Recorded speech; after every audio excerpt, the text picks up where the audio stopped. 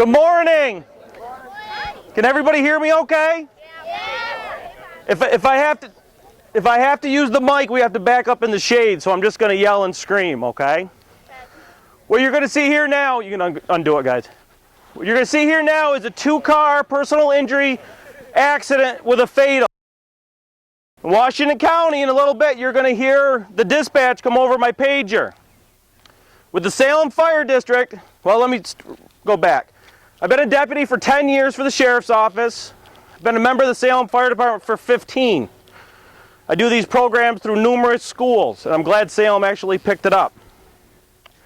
In a second, you'll hear this accident dispatched. Remember, all these people are volunteers. They leave their families, they leave their beds early in the morning to come here. Salem Fire EMS. You'll hear this page go off. In Salem, the response time is about 3 to 4 minutes for the firemen to actually get to the firehouse. In the community that we live in, there's back roads. Fire EMS, drill. Motor vehicle accident. Serious PI with entrapment. One possible class 17, East Broadway. Drill only, 05-356. Some of the back roads that we live on, it's going to take us 10-15 minutes to get there with our apparatus. Think of that as you being the injured person in that vehicle. The person sitting there waiting. We've got roads that people don't even go down for hours on end. You could be on one of these back roads, Bogtown Road. After midnight, that doesn't see anybody until the paper delivery person. As you can hear with the dispatch, they talk about the serious PI with entrapment and a class 17. Washington County, class 17 is a dead body. That means in this scenario, there's one dead body. With entrapment and serious PI, automatically the helicopter is placed on standby. Where we are, MedFlight actually lifts off and comes to us. If you get the privilege to take that MedFlight ride, that's going to be between 15 and 20 grand. A lot of insurance companies won't pick it up. So as you can see now, the fire chief, one of the fire chiefs will arrive on the scene. Like I said, there's a good 3 to 4 minutes before the apparatus arrives. The fire chief will go through the cars, talk to the victims, and see what kind of tools, other resources that he needs. Now while we're doing this, we're going to have fun, we're going to laugh, you're going to giggle, because you know all these kids. But keep in the back of your mind the seriousness of it. Think if that's the person, or if that's you sitting in that car at 3 o'clock in the morning waiting for help, no cell service, freezing cold. The chief is calling for mutual aid assistance. The Salem Fire Department provides extrication for Rupert, Shushan, Hebron, and parts of Casiuna. What you'll see in this scenario is just a little planned out scenario through extrication and stuff is going to use a lot of people.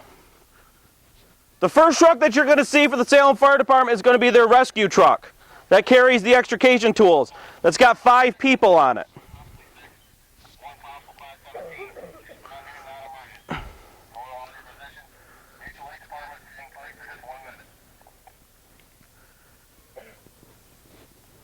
Like I said, I've been in a couple accidents through the firehouse and through the Sheriff's Office. One of them I had a serious accident on Bogtown Road. I was a young deputy. I was there for 20 minutes waiting for somebody to get there. It ended up being a fatal accident. I'm sitting there by myself waiting for help, helpless. The first truck that you see pull up, like I said, is the rescue truck. What you'll see these guys do is they'll get out.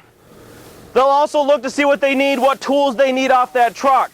You'll see a crew do what they call stabilization. They'll actually stabilize the vehicle so it limits any shifting, any movement back and forth to protect them and any other patients. The truck in the back is the attack truck.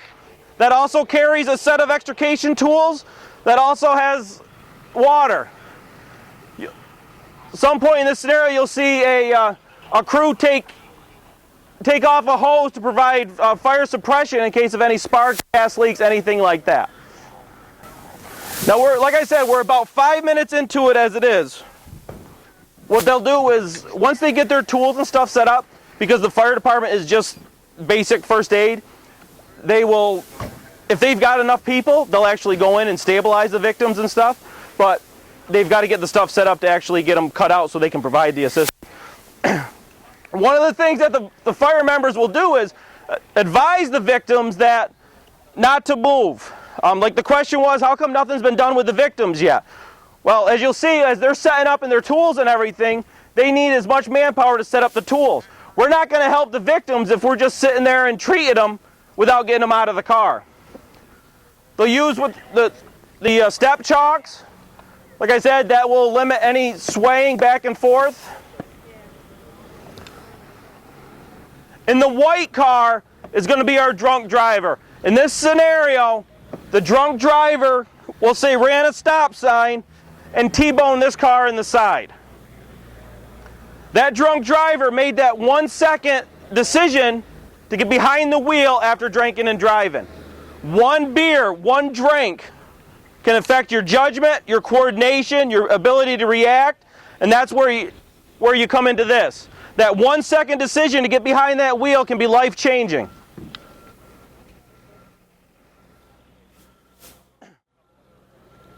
The truck in the back, the attack truck, that holds the old extrication tools. Salem runs with 2 extrication sets so they can actually do the extrication on both cars at the same time.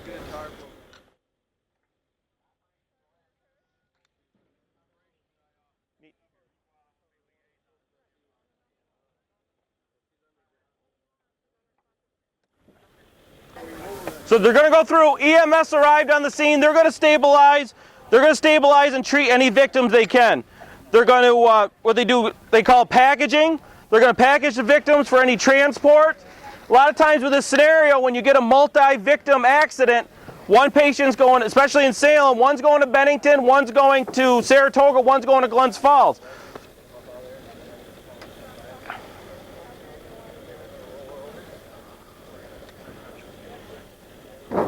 The one on the hood is going to be our Class 17 or our dead body.